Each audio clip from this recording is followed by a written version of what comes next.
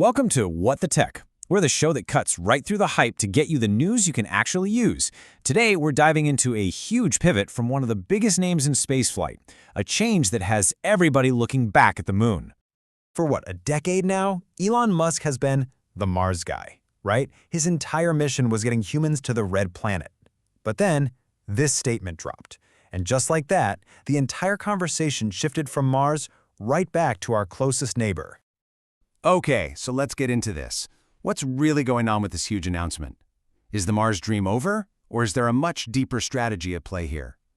So yeah, the headline is pretty wild. That long-term goal of a Martian colony, it's officially on the back burner.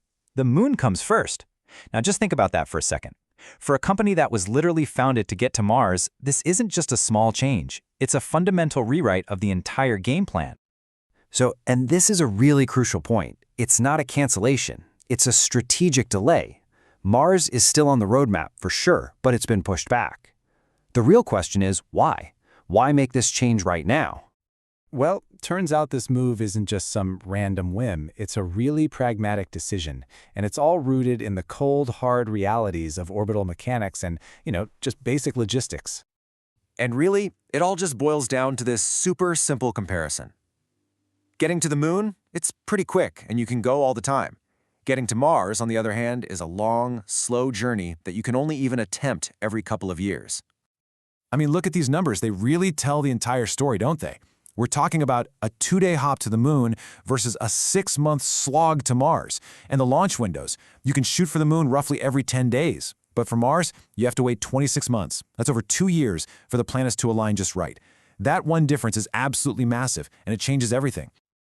So you can start to see what that logistical advantage means in the real world. Imagine you're trying to build something as insane as a city on another world. You're going to need to learn and adapt constantly. The moon's proximity lets you do that. You can run quick, iterative missions. Engineers can test things, have them fail, and then fix them in a matter of months, not years. It's basically the perfect high-speed training ground for figuring out how to live off-world. Okay, so let's talk about what this actually looks like. I mean, what does Elon Musk even mean when he says a self-growing city?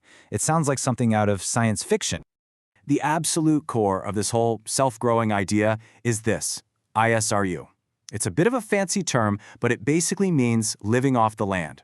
Instead of having to ship every single thing from Earth, you use what's already there. You turn that lunar dust into building materials, and you turn the polar ice into water and rocket fuel.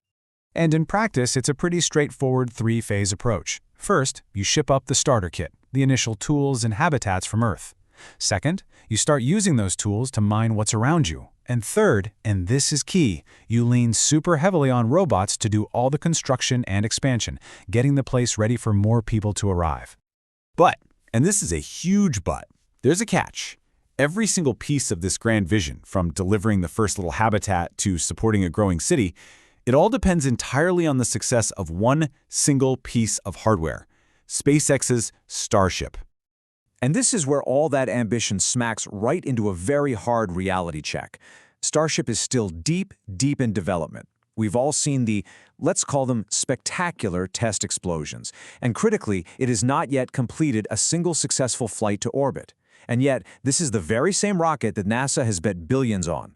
It holds the contract to be the official lander for the Artemis program, the one that's supposed to put astronauts back on the moon.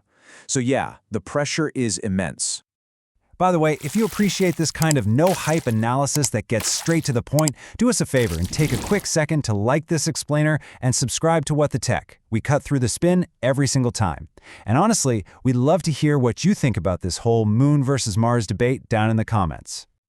And you have to remember, SpaceX isn't operating in a vacuum here. This is a very high-stakes race.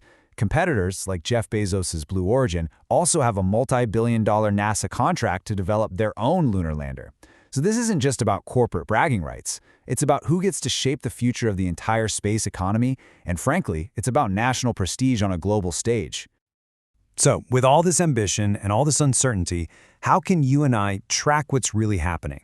How do we know if this is a real plan taking shape or just another distant dream? Well, here are the concrete milestones you should actually be watching for. Okay, so forget all the flashy announcements and the CGI videos.